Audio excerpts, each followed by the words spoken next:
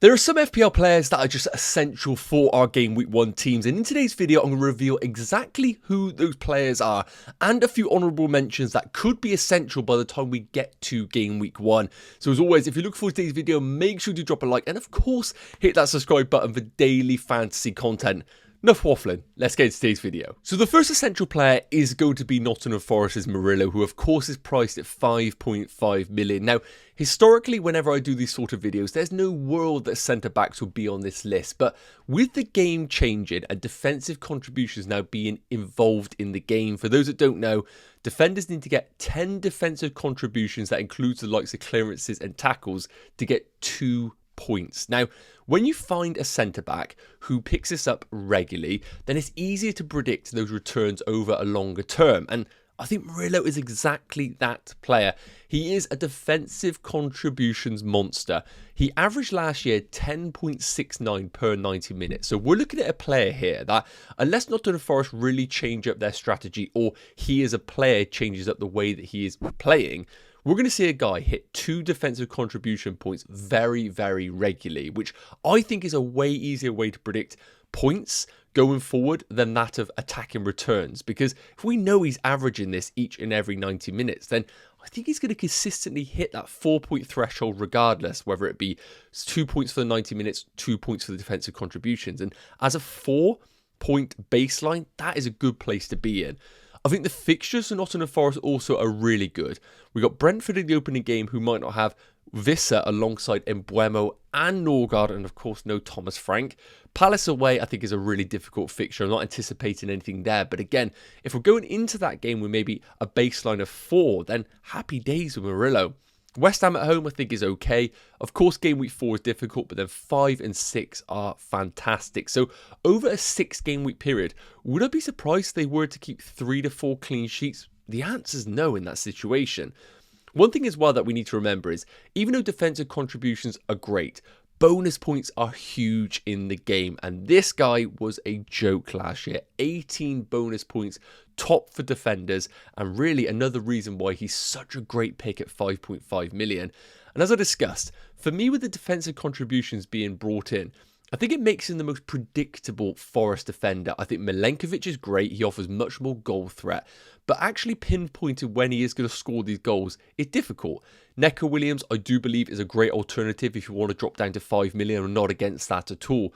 But I think Murillo, with everything combined in, bonus points, defensive contributions, guaranteed 90 minutes, I think he is brilliant at this price point. Now, of course, at the price point, it is a tricky one because a lot of people deem the 6 million defender essential, which I totally get. Trying to squeeze in a 5.5 and a 5 million can be tricky for team structure. So that's the only reason why I'm slightly against Murillo if managers don't want to have him. I get it. Some people might want to do 6 million and then a 5 million.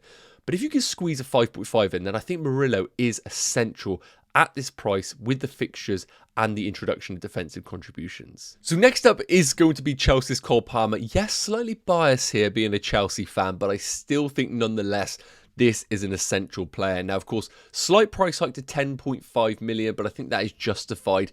And he's 52% owned in the game, which is a factor that we need to take into consideration when we are building our Game Week 1 teams. Because if a player is so highly owned like this, and you go without him, and you are very confident this isn't the right pick, just remember, if he does go off in these opening game weeks, that really is going to hurt your overall rank. So you got to be really sure that this is the guy not for your teams. And I think there are enough reasons to justify why he should be in our teams. So remember last season, we all deemed it a bit of a bad season for Cole Palmer. The second half of the season really wasn't contributing much from an attacking output. Well, still picked up 25 goal involvements, which is fantastic.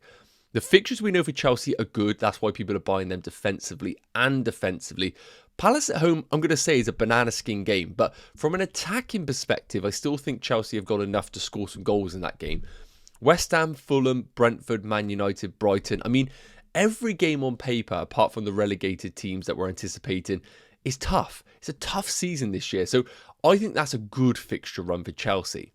Next up, when we're buying premium players, naturally they are going to be the key men, and that is the case once again for Palmer. He's the talisman, he's the penalty taker in this team, and we know his minutes are just absolutely locked in.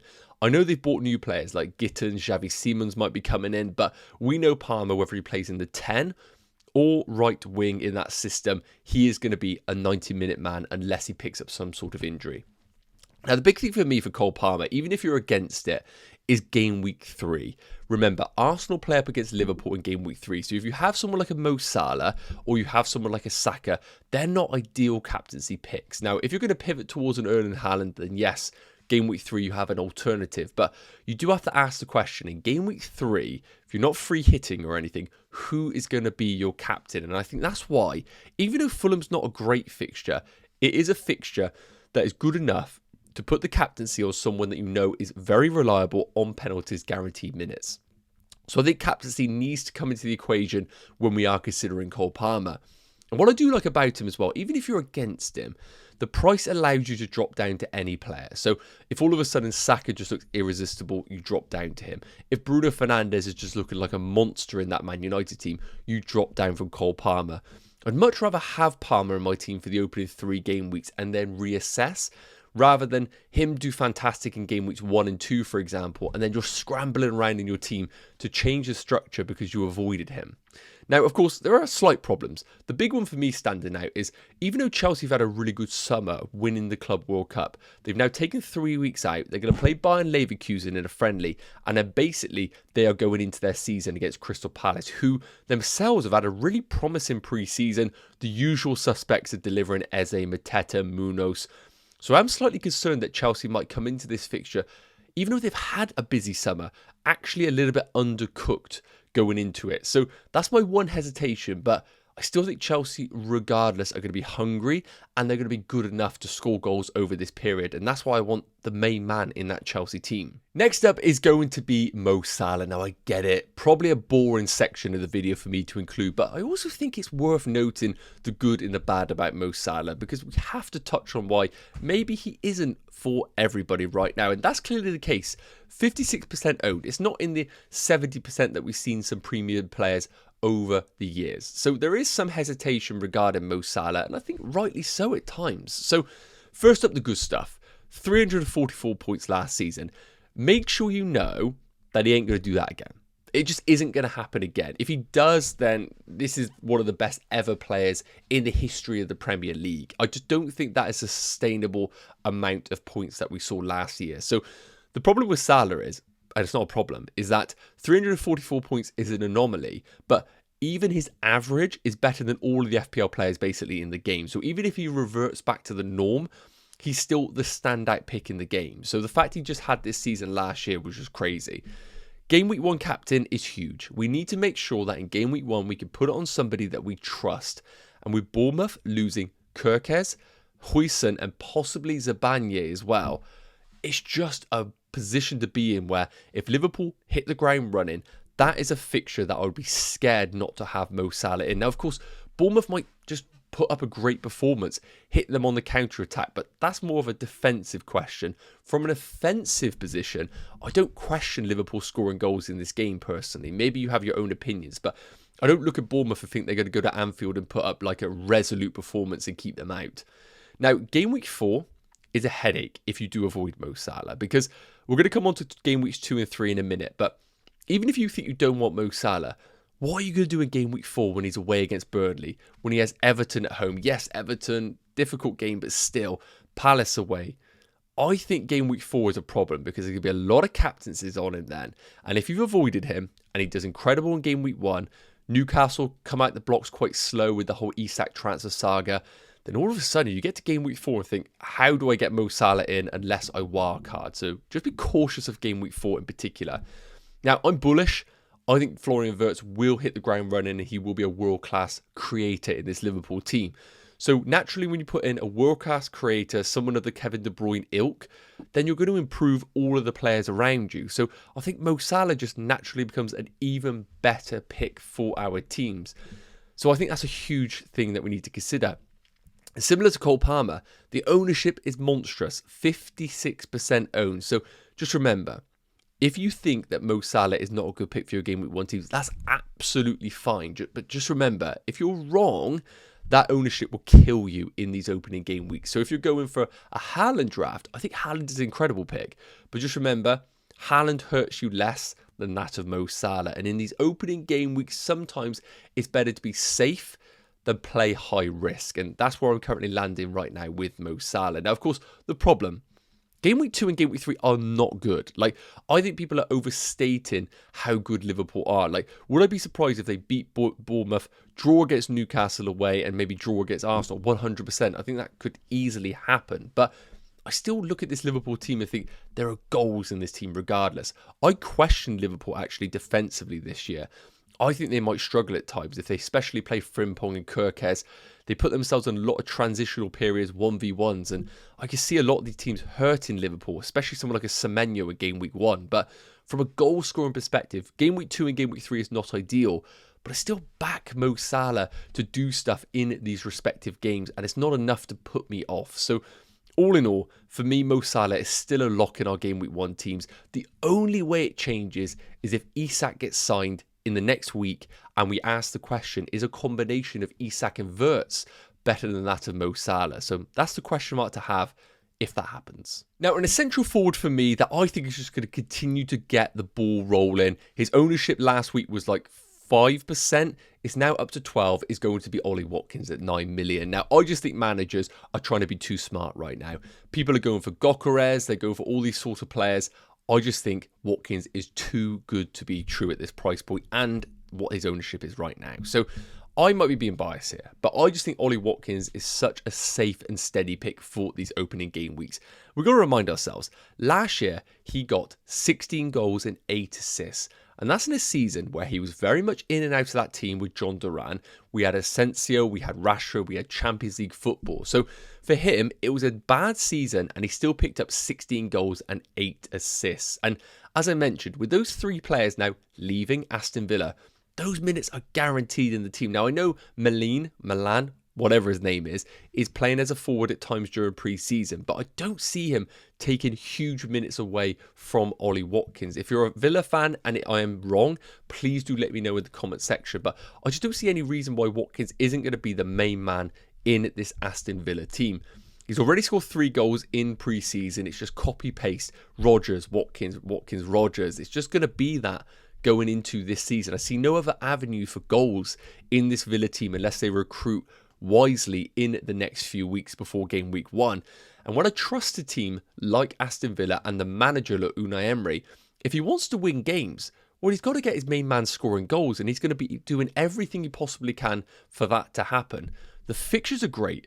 Newcastle are a bit of a meh position right now. I think Eddie Howe isn't happy. I don't think the players are necessarily happy with the Isak scenario. So they could catch Newcastle at a great time.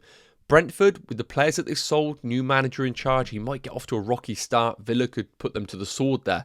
Palace, I think, are a good team, but I think Villa can score. Sunderland in 5, Burnley in 7. I think people are overthinking it. I'm looking at Gyökeres' ownership being way more than that of Ollie Watkins, and he hasn't even kicked a ball in the Premier League yet. We have been given a guy at the exact same price point as Gyökeres who has done it every single season. And the great thing is, you can just pivot to Gyökeres if you really need to as you progress throughout these games.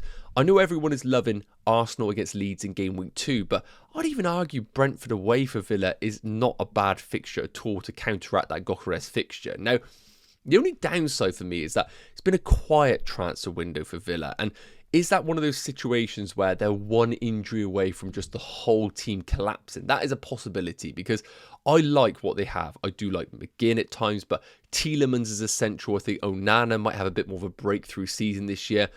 I think Bouba Kamara is fantastic in that team as well. So I think they're actually well set for this season, Morgan Rodgers and Watkins being the talisman in this team.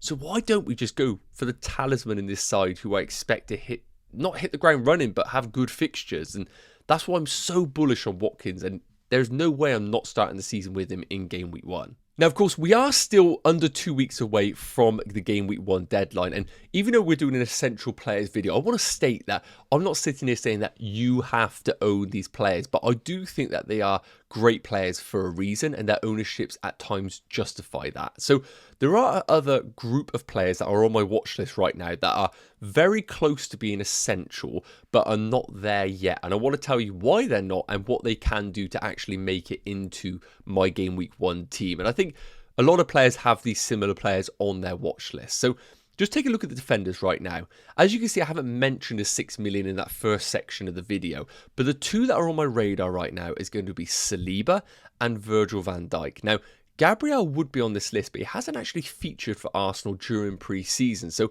that is just a complete avoid for me right now regarding them. And of course, with Arsenal's fixtures in the opening weeks, Man United away, I think, could be tricky. Like, I think Arsenal win that game, but I think Man United could nick a goal and just catch them off guard with the way that Amorim's got them drilled. I think this could be a better Man United team. Leeds, I think, is great for game week 2. But then, of course, Liverpool, Forest, and then Man City, followed by Newcastle. That chunk of 4 fixtures between game weeks 3 and game week 6 isn't incredible. And I really rate Arsenal defensively, I really do. But I also rate all of those teams offensively. So would I be surprised if Arsenal only got 1 or 2 clean sheets in the opening 6 game weeks? I wouldn't at all.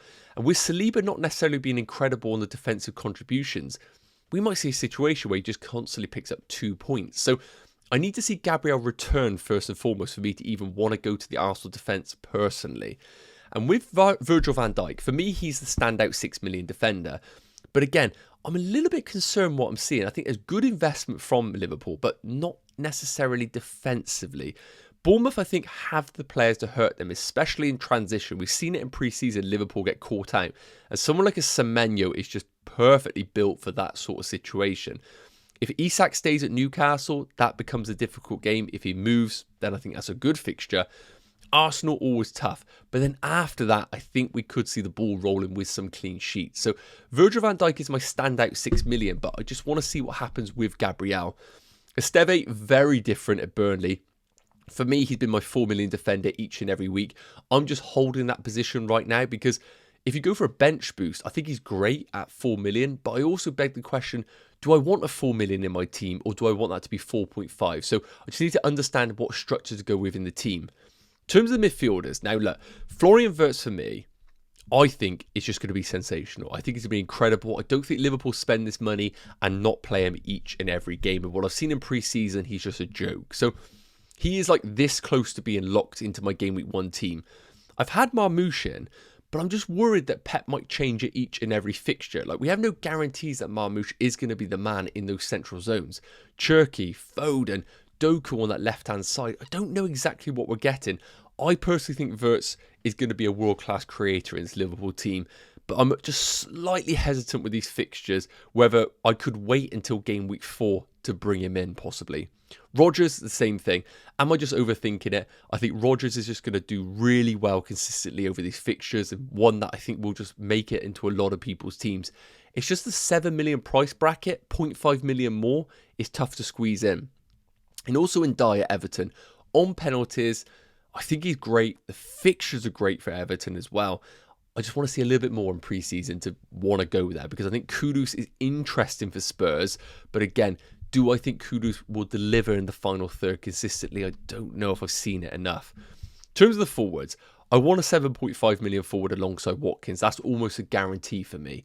But which one is it? I'm less bullish on João Pedro now. I'm bullish on Chris Wood and Solanke. The problem with Solanke, we've had the confirmation from Thomas Frank that he isn't playing in the Newcastle preseason game. So that rules him out of another preseason game. And I wouldn't be surprised if we go into game week 1 with him being really undercooked. Now remember, the good thing for Spurs assets, they've got PSG a few days before game week 1. So we'll get a real good idea of where Spurs are actually at. But Burnley could be a slight risk. And then it's Man City. Don't really want him for that. But then after that, I really like Spurs. So I think Solanke isn't going to make my team. I just don't see him being fit enough for me to be confidently invested in him. So Chris Wood naturally becomes the redundant pick. But I think he's good. I think he's a good pick. The problem is, Elanga out of the team, a real way of getting goals for Chris Wood. How are they adapting them? And could Igor Thiago actually steal minutes from Chris Wood? And Mark Gui, again, very different. It's similar camp to Esteve. This is a 4.5 million player who, of course, has moved to Sunderland on loan, and the fixtures are really good long-term for Sunderland, as good as they can be for a promoted team. And I think if you are going for a no bench boost option, he is great just to sit on your third forward. And then if you want to bring him in, once we know that he's a starter, that's a really nice option. So these are the players that are on my watch list who are in that very close to a central pick, but I just need to see a little bit more from them and the teams before I actually get them locked in. Yes, guys, okay, so that's going to wrap up today's video looking at those essential players for Game Week 1. Now, tomorrow I will be dropping my updated Game Week 1 draft, which is going to include a lot of those players and a few cheeky differentials as well. So as always, if you haven't already, make sure you are subscribed to the channel, because between now and the 15th of August, it's going to be daily content. So you're not really going to want to miss any of it. And of course, if you enjoyed this video, always appreciated if you can drop a like. Patreon is now back open, so if you want additional content, please do check out the links in the bio. That's always massively appreciated. Any comments, drop them in the chat, and I'll see you in the next one. Take care. Cheers.